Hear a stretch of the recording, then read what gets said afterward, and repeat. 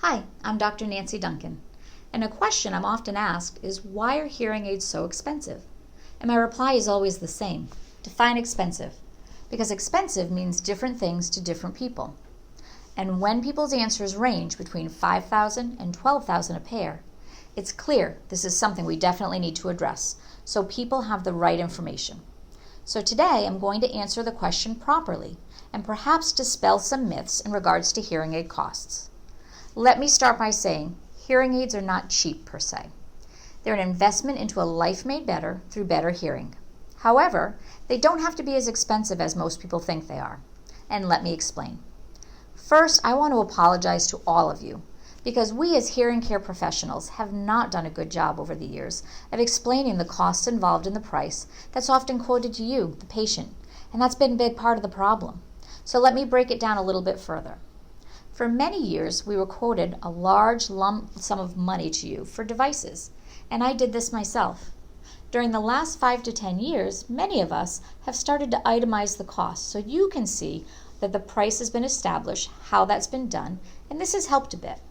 But let me break it down a bit more. So we all do things in life that require us to purchase an item, and then we need someone to provide the service along with it to make it work for us.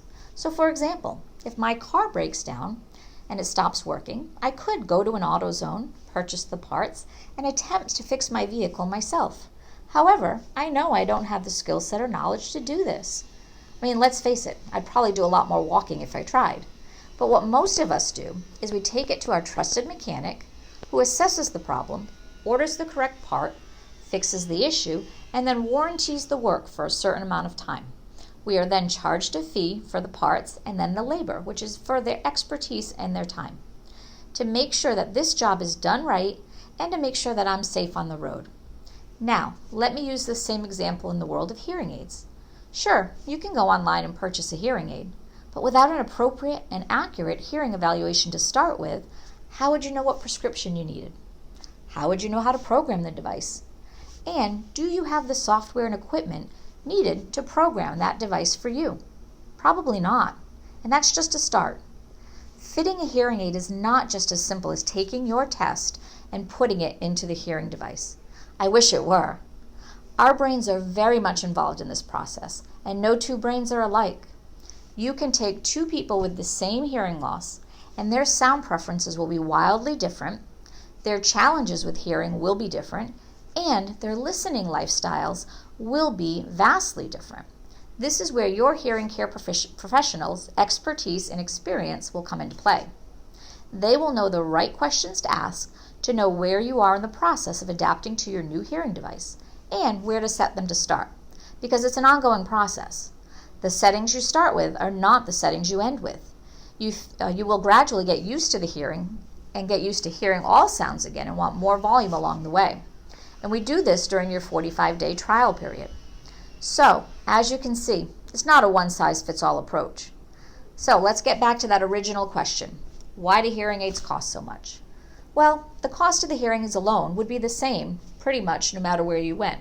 However, when you see a hearing care professional to be fit, your experience will be significantly improved, and the cost of their expertise is added into the cost of the devices, as often there are hours and hours spent to help you adjust to your new hearing devices along the way.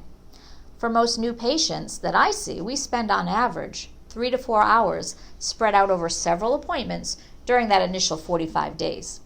And just to make you aware, the good news is, in most states, if at the end of the 45-day trial period you're not happy, you can return the devices for a full or partial refund depending on the practice you're working with.